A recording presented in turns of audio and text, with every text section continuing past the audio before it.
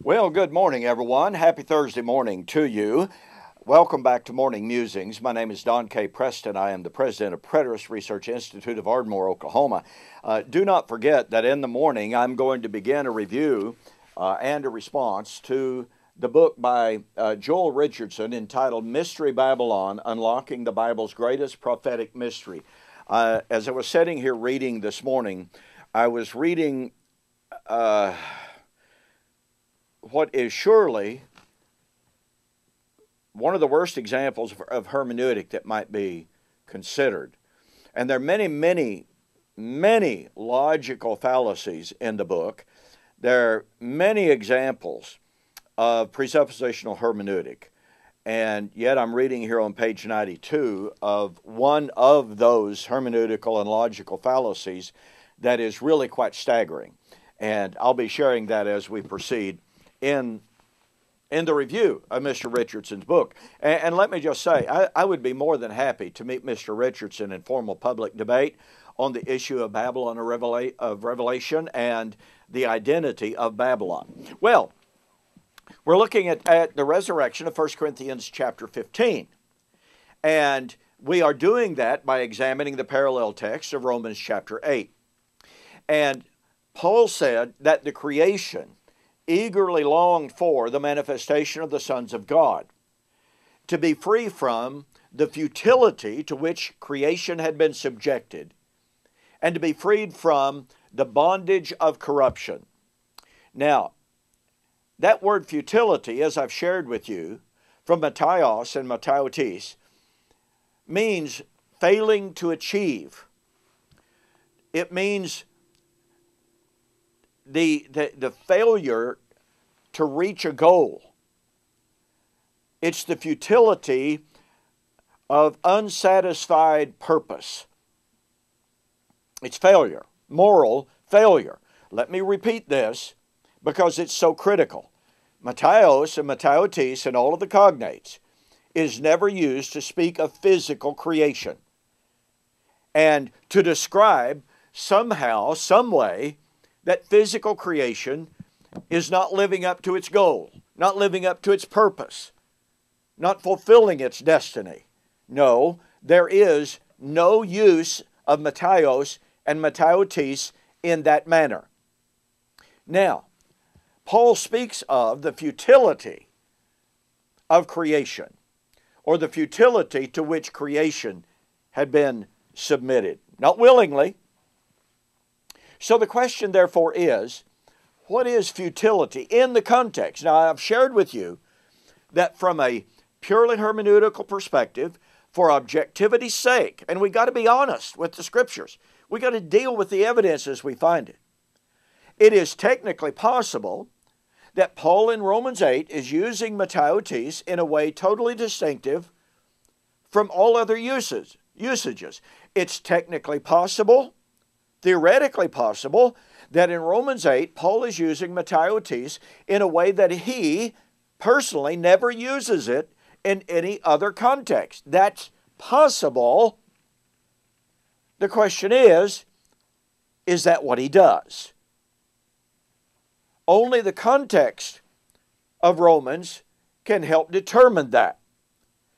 Only the context of Romans 8 and his immediate discussion leading into Romans 8, or even after that for that matter, can help us determine the definition of futility, Mataiotis. And, you know, I'm sometimes amazed, I shake my head in wonderment at people and the hermeneutic that they attempt to use. And they come to texts like Romans 8, or 1 Corinthians 15, or other passages, when their own personal futurism is, is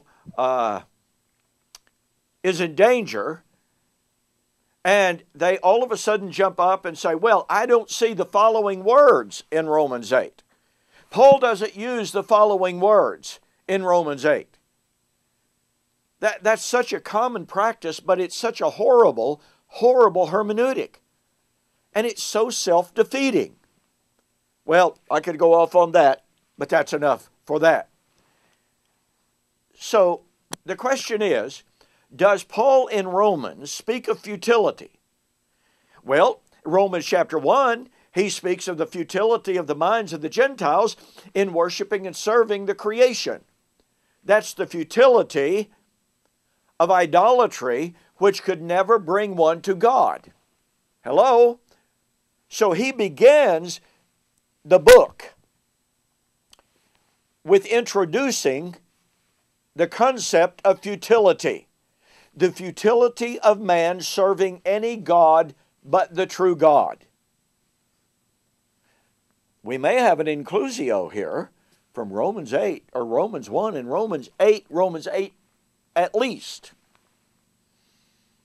But he continues, even though he does not use the term mataiotes, the word, in following chapters, nonetheless, when we look at what Paul has to say, what does he have to say? Well, he talks about the sin. Now watch, in Romans chapter 1, he's talking about the sin and the futility of the Gentiles. In chapter 2, he tells the Jews, do not boast yourselves against the Gentiles, because wherein you condemn them, you condemn yourself. Why? Because you do the same things. Futility. Chapter 3, all have sinned and come short of the glory of God. God has summed up all under sin. Well, what is sin? Sin is from the Greek word hamartia, which means to miss the mark. The idea is from archery, really, and you have a target set up out there, and you got the bullseye set up, and you shoot, and you miss the mark. Well, is that futility? Futility is failing to fulfill the purpose, failing to reach the goal. I would suggest to you that there is, in fact, a direct link between hamartia and mataiotes in regard to their moral content. So in Romans 1, Paul talks about the futility of the Gentiles, and in Romans 2 and 3, he sums up all men in the same boat. What is that same boat? Missing the mark. And in Romans chapter 6, he talks about living in the body of sin. He talks about the old man. And he talks about putting off that old man, putting off that old body. In chapter 7, in chapter 7, he really brings down the idea of futility. And he says, I find then a war going on in my mind. I find that which is good, which I would will to do, I don't do it. And that which is evil, that which I would not do, that's what I do. You want to see futility in the direct context of Romans 8? Then look at Romans 7:24. O wretched man that I am, who shall deliver me from this body of death? I wonder if that death is the death of Romans 8. I wonder if that body is the same body as Romans 8. The body that was longing for the day of redemption and resurrection. But do you see the futility that Paul has been discussing from chapter 1 all the way through?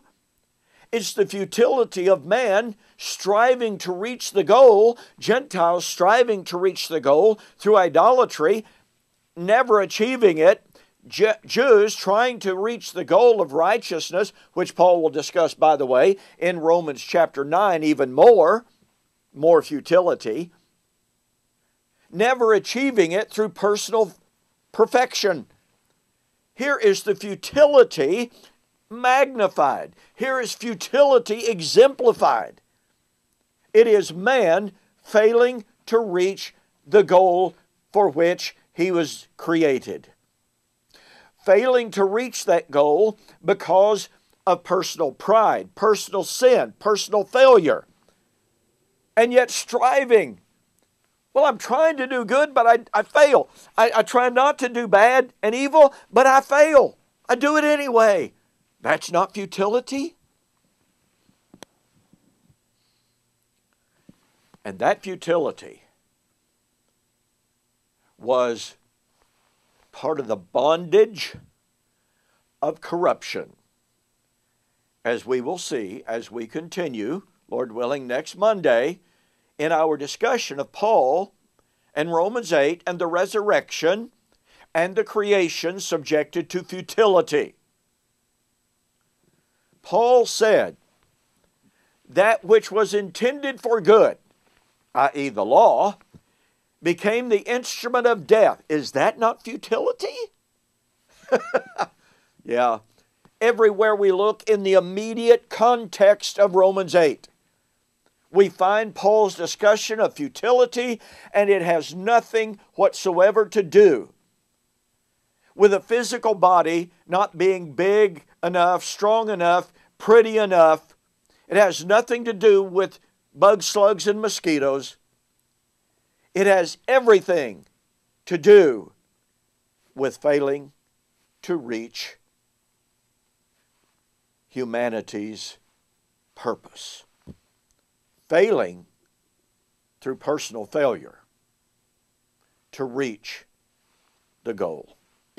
Okay, well, we will continue that discussion on Monday. Now, don't forget, get a copy of my book, The Elements Shall Melt with Fervent Heat, in which I discuss the passing of the old creation, which was the creation of futility, but I demonstrate and I prove it's not the old physical creation. Go to my website, donkpreston.com, bibleprophecy.com, and order the book. Be sure to send me a note saying you saw the offer on YouTube or Facebook, and your total cost will be $19.95. And don't forget, tomorrow we'll begin our investigation and response to Mr. Joel Richardson and his book on Babylon of Revelation.